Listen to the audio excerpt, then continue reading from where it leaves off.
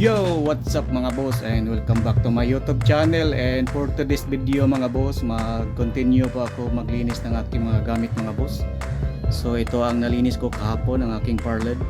So ito mga boss, nalinis ko na ang aking parled dito sa isang box.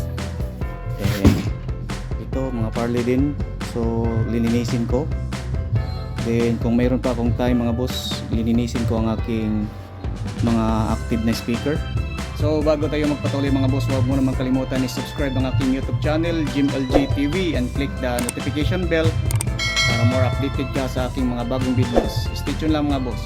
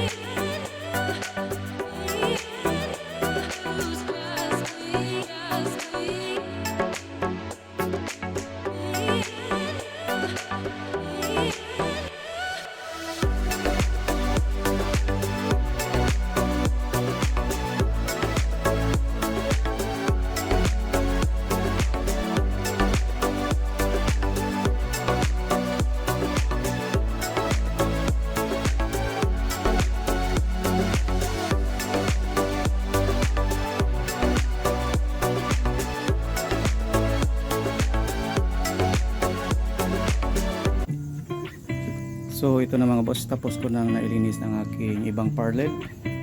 So ito yung dalawang box. Yung ito na lang mga boss, hindi ko pa nailinis yung mga power LED dito. Ito then plastic power LED, then dito 54 bulb.